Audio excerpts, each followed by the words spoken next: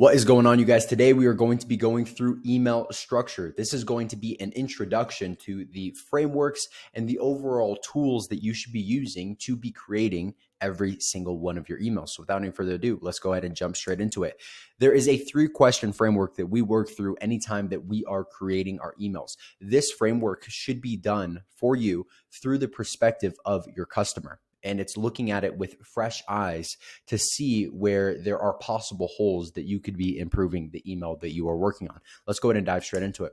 The very first one is going to be, why should I open this?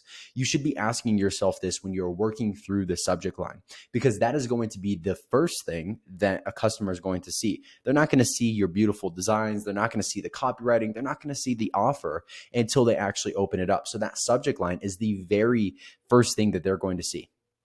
During the section of the subject line, there are 3 components that you should really be focusing on to really answer whether or not this is a good subject line.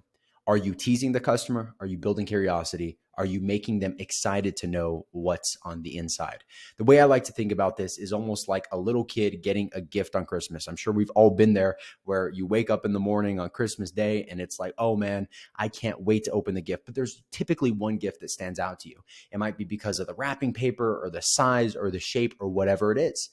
All of those context clues are the things that are telling you that's the gift I want to open. That's the way I like to think about the subject line. The subject line is going to give you context clues on what is going on inside of the email. And if you do it properly, your subject line is going to stand out from all of the other subject lines. Second question that you should be asking yourself is, why should I read this? This is the email text, the copywriting that people are going to see whenever they open up the email.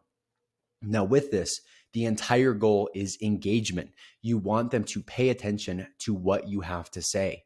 You could do this through the structure by making some pieces of copy bigger and underlined or bold.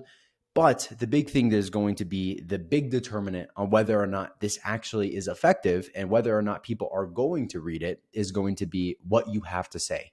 Is it going to provide them value? Is it compelling? And does it get straight to the point? Whenever I am working through this, I will typically write out my email, go from top to bottom. And then once I'm done with that, I'm going to remove anything that I don't think is absolutely necessary and doesn't provide value to the customer. If I'm a little bit iffy as to whether or not this sentence or this paragraph provides value and context to what the purpose of the email is, I'm going to remove it.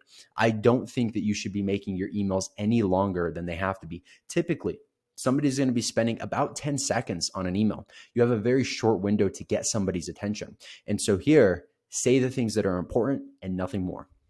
Number 3, why should I click this? This is the call to action, the offer. With your call to action, you want to make sure that it's easy to see, it's very visible, and then has a compelling offer attached to it. What is a compelling offer? There's a lot of things that can make a compelling offer. One of the first ones that come to mind is free plus shipping. I'm sure that some of you guys have at least seen this. There is a massive sort of wave of free plus shipping offers that went through like 2018, 2019 in e-commerce. The reason that the free plus shipping wave came through is because it was a compelling offer. It was something that nobody was really doing, and it got customers excited.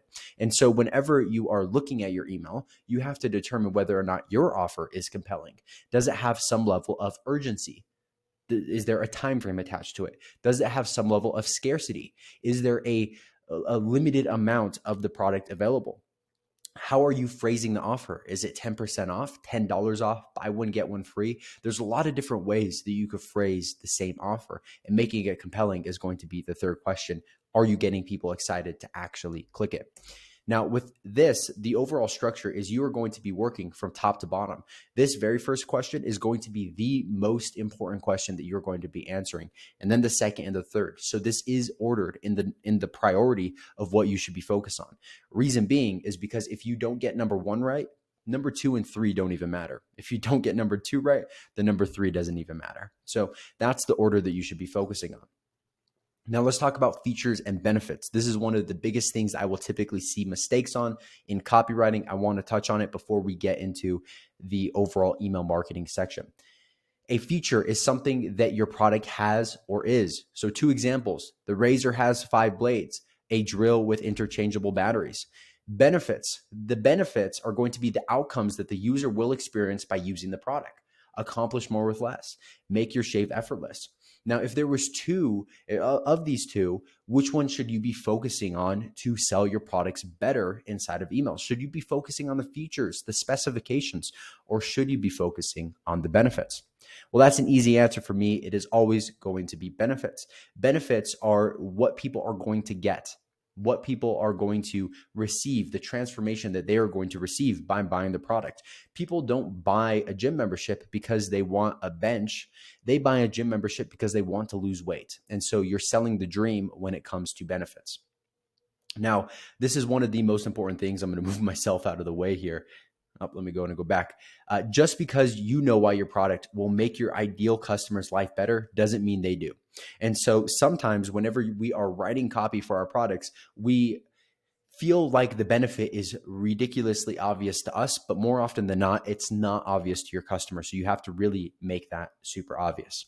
Now, where do you find really good emails? A phenomenal source is reallygoodemails.com. It's a pretty obvious name, but their emails that are on there are just perfect. There's really good examples for you to be able to see a lot of different structures for different brands and just different resources to get some good ideas of copywriting. Now, as a conclusion, the three questions: why open, why read, why click? Number two, sell using benefits more often than features. Just because you know why your product will make your ideal customer's life better doesn't mean they do. And then number three, if you want to find good emails, go to reallygoodemails.com. That's it for the intro. Let's go ahead and dive into the next video.